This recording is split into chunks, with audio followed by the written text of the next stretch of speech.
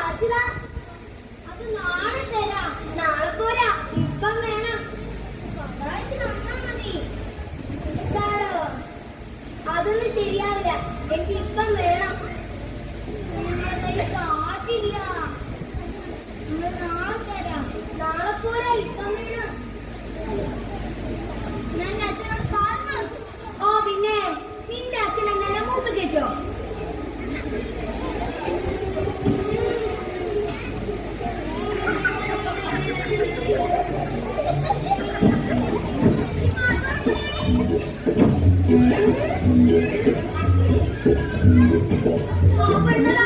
അച്ഛനിങ്ങോട്ട് വരുന്നു.